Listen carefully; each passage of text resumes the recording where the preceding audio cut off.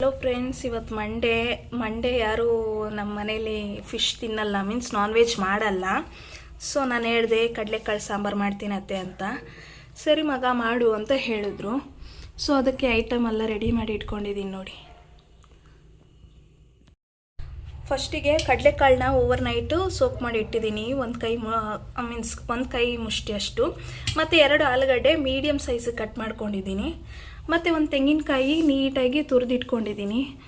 ಮತ್ತು 2 tomato, onion 2, ಮತ್ತು ಬೇಕಾಗಿರೋ ಅಷ್ಟು ಶುಂಠಿ ಮತ್ತು ಬೆಳ್ಳುಳ್ಳಿ, ಮತ್ತು ಇದೇನು ಹೇಳ್ತೀವಿ ಧನಿಯಾ ಒಂದು 3 ಟೇಬಲ್ ಸ್ಪೂನ್ ಅಷ್ಟು ಧನಿಯಾ, ಮತ್ತು ಚಕ್ಕೆ, ಲವಂಗ ಸ್ವಲ್ಪ ಎಷ್ಟು ಒಂದು ಇಷ್ಟು, ಮೀನ್ಸ್ ಒಂದು ಕಡ್ಡಿನ ನೀಟಾಗಿ ಕಟ್ ಮಾಡ್ಕೊಂಡಿದ್ದೀನಿ. ಒಂದು ಕಡ್ಡಿ ಸಾಕು. ಮತ್ತು ಲವಂಗ ಇಷ್ಟು ಬೇಡ ಅಂದ್ಕೊತೀನಿ, ಸ್ವಲ್ಪ ಸಾಕು, ಒಂದಿಷ್ಟು ಸಾಕು, ಇದಿಷ್ಟು ಇಟ್ಟಿಡಿ. ಮತ್ತು ಒಣಮೆಣಸು ಒಂದು ಕೈ ಮುಷ್ಟಿಯಷ್ಟು, ಇದಿಷ್ಟು ಬೇಕಾಗುತ್ತೆ. ನಮ್ಮ ಅತ್ತೆ ಬೇರೆ ಮತ್ತೆ ತರಕಾರಿ ಏನಾದರೂ ತಗೊಬರ್ತೀನಿ ಮಗ ಅಂತ ಹೋಗಿದ್ದಾರೆ. ನುಗ್ಗೆಕಾಯಿ ಅಥವಾ ಬದನೆಕಾಯಿ ಏನು ಬೇಕಾದರೂ ಇದಕ್ಕೆ ಆ್ಯಡ್ ಮಾಡ್ಬೋದು. ಸದ್ಯಕ್ಕೆ ಇವೆರಡು ಐಟಮ್ ಇತ್ತು, ಇವೆರಡು ಐಟಮಲ್ಲಿ ರೆಡಿ ಮಾಡ್ಕೊತಾ ಇದ್ದೀನಿ. ಮಧ್ಯೆ ಏನಾದರೂ ತರಕಾರಿ ಬಂದರೆ ನುಗ್ಗೆಕಾಯಿ ಅಥವಾ ಬದನೆಕಾಯಿ ಅದನ್ನು ಆ್ಯಡ್ ಮಾಡ್ತೀನಿ ಇದಕ್ಕೆ. ಇವಾಗ ಎಲ್ಲ ಐಟಮು ನಾನು ಗ್ರೈಂಡ್ರಲ್ಲಿ ರುಬ್ಕೊತೀನಿ. ಫಸ್ಟು ಒಂದು ವೈಟ್ ನೀರಲ್ಲಿ ಗ್ರೈಂಡ್ರನ್ನ ನೀಟಾಗಿ ತೊಳ್ಕೊಬೇಕು.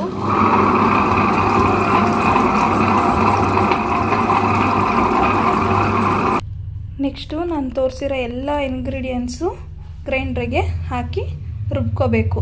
ಎಲ್ಲ ಮೀನ್ಸ್ ಆಲೂಗಡ್ಡೆ ಮತ್ತು ಕಡಲೆಕಾಳನ್ನ ಬಿಟ್ಟು ಇನ್ನು ರಿಮೈನಿಂಗ್ ಎಲ್ಲನೂ ಗ್ರೈಂಡ್ರಿಗೆ ಹಾಕಿ ರುಬ್ಕೋಬೇಕು.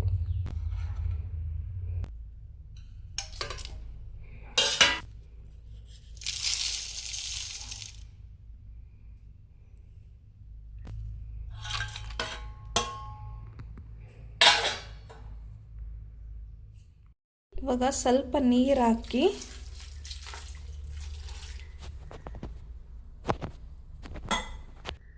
ಸ್ವಿಚ್ನ ಆನ್ ಮಾಡ್ಕೋಬೇಕು. ಮಸಾಲ ಎಲ್ಲ ನುಣ್ಣಗೆ ರುಬ್ಬಿದೆ. ನೆಕ್ಸ್ಟು ತೆಂಗಿನಕಾಯಿ ಹಾಕಬೇಕು.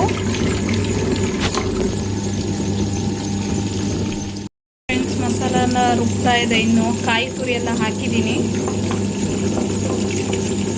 ಇದ್ರ ಜೊತೆ 1 ಟೇಬಲ್ ಸ್ಪೂನ್ ಅಷ್ಟು ಅರಿಶಿನ ಪುಡಿ ಹಾಕಬೇಕು. ನಾನು ನಿನ್ನೆ ಹೇಳ್ದಂಗೆ ಅರಿಶಿನ ಪುಡಿ ತುಂಬ ಇಂಪಾರ್ಟೆಂಟು ಯಾವುದೇ ಅಡುಗೆಗೂ. ಹೇಳ್ದಂಗೆ ನಮ್ಮ ಅತ್ತೆ ನುಗ್ಗೆಕಾಯಿ ತರಕ್ಕೆ ಹೋಗಿದ್ರಲ್ಲ, ತೊಗೊಬಂದಿದ್ದಾರೆ. 1-2 ನುಗ್ಗೆಕಾಯಿ ಈ ಸಾಂಬಾರಿಗೆ ಆ್ಯಡ್ ಮಾಡ್ತೀನಿ. ಹಾಕಿ ಮುಚ್ಚಿಬಿಡ್ಬೇಕು. ಅದ್ರ ಪಾಡಿಗೆ ರುಬ್ತಾ ಇರುತ್ತೆ ಮಸಾಲೆ. ನುಗ್ಗೆಕಾಯಿ, ಆಲೂಗಡ್ಡೆ ಮತ್ತು ಕಡಲೆಕಾಳನ್ನ ಸ್ವಲ್ಪ ಉಪ್ಪು ಹಾಕಿ ಬೇಯಿಸ್ಕೋಬೇಕು. ಫ್ರೆಂಡ್ಸ್, ಇವಾಗ ಕಡಲೆಕಾಳು, ಆಲೂಗಡ್ಡೆ, ನುಗ್ಗೆಕಾಯಿನೆಲ್ಲ ಬೇಯಿಸ್ಕೊಂಡು ಸಪ್ರೇಟಾಗಿ ಇಟ್ಕೊಂಡಿದ್ದೀನಿ. ಆ ನೀರು ಮತ್ತು ತರಕಾರಿನ ಸಪ್ರೇಟ್ ಮಾಡ್ಕೊಂಡಿದ್ದೀನಿ. ಮತ್ತು ಗ್ರೈಂಡ್ರಿಂದ ಮಸಾಲ ರೆಡಿ ಇದೆ. ಮಸಾಲಾನ ತೊಗೊಂಡು ಇಟ್ಕೊಂಡಿದ್ದೀನಿ. ಫಸ್ಟ್ ಟೈಮ್ ಗ್ರೈಂಡ್ರಿಂದ ಮಸಾಲ ತೆಗ್ದಿದ್ದೀನಿ. ಅತ್ತೆ ಬೇರೆ ಹೊರಗಡೆ ಹೋಗಿದ್ರ, ಸರಿ ನಾನೇ ಟ್ರೈ ಮಾಡಿದೆ. ನೀಟಾಗಿ ಈಸಿ ಆಯಿತು. ಮಸಾಲ ರೆಡಿ ಇದೆ. ಸ್ವಲ್ಪ ಲಾಸ್ಟಿಗೆ ಉಳಿದಿರುತ್ತಲ್ಲ ನೀರು ಹಾಕಿ ಅದು ಸಪ್ರೇಟ್ ಮಾಡ್ಕೊಂಡಿದ್ದೀನಿ. ಇದು ಗಟ್ಟಿ ಮಸಾಲೆ. ದೊಡ್ಡ ಪಾತ್ರೆಯಲ್ಲಿ ಸಾಂಬಾರು ಮಾಡೋದು. ಇದಕ್ಕೆ ಒಂದು 2-3 ಟೇಬಲ್ ಸ್ಪೂನ್ ಅಷ್ಟು ಆಯಿಲ್ ಹಾಕ್ಕೋಬೇಕು. ಹಾಕ್ಕೊಂಡಿದ್ದೀನಿ ಒಂದು 2-3 ಟೇಬಲ್ ಸ್ಪೂನ್ ಅಷ್ಟು. ಆಯಿಲ್ ಫುಲ್ ಬಿಸಿ ಆದಮೇಲೆ ಒಂದು ಸ್ವಲ್ಪ ಸಾಸಿವೆ ಫುಲ್ ರೋಸ್ಟ್ ಆಗಬೇಕು. ರೋಸ್ಟ್ ಆಗ್ತಿದೆ ನೋಡಿ. ಬೇಯಿಸ್ಕೊಂಡಿರೋ ತರಕಾರಿ ಮತ್ತು ಕಾಳನ್ನ ಹಾಕ್ತಾಯಿದ್ದೀನಿ. ಎಲ್ಲ ತರಕಾರಿ ಕಾಳೆಲ್ಲ ಹಾಕಿ ಫ್ರೈ ಮಾಡ್ಕೋಬೇಕು. ಹಿಂಗೆ ಕಾಯೋದು ಬೇಡ, ಯಾಕಂದರೆ ತರಕಾರಿ ಆಲ್ರೆಡಿ ಬಾಯ್ಲ್ ಆಗಿದೆ, ತರಕಾರಿ ಮತ್ತು ಕಾಳುಗಳು. ನೆಕ್ಸ್ಟು ಮಸಾಲೆ ಹಾಕ್ತಾಯಿದ್ದೀನಿ. ಫ್ರೆಂಡ್ಸ್, ಇವಾಗೆಲ್ಲ ಮಸಾಲ ಹಾಕಿದ್ದೀನಿ. ಹಾಕಾದ್ಮೇಲೆ ಅದು ಸ್ವಲ್ಪ 2 ನಿಮಿಷ ರೋಸ್ಟ್ ಆದಮೇಲೆ ಮತ್ತು ಬೇಯಿಸ್ಕೊಂಡಿರೋ ತರಕಾರಿ ನೀರು ಅದನ್ನು ಮಿಕ್ಸ್ ಮಾಡ್ಕೋಬೇಕು. ಇದಿಷ್ಟು ನೀಟಾಗಿ ಕಲಿಸ್ಕೋಬೇಕು ಒಂದ್ಸಲ.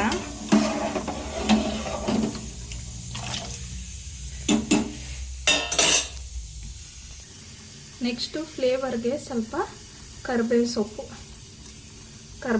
ಜಾಸ್ತಿನೇ ಹಾಕ್ತೀನಿ, ಯಾಕಂದರೆ ನಮ್ಮ ಮನೆಯಲ್ಲಿ ಇಲ್ಲೇ ಕರಿಬೇವು ಮರ ಬೆಳೆಸ್ತಾ ಇದ್ದೀವಿ. ಮರ ಇದೆ. ಕರಿಬೇವು ತುಂಬ ಒಳ್ಳೆಯದು.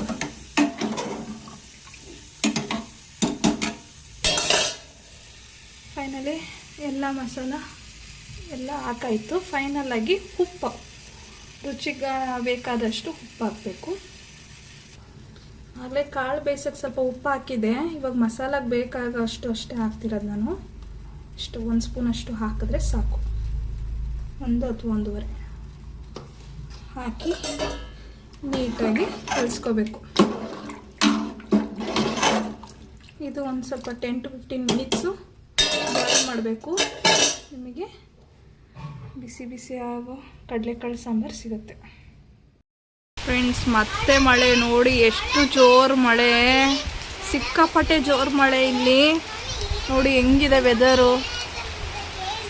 ಸಾಂಬಾರು ಹೆಂಗಿದೆ ಅಂತ ನೋಡೋಣ.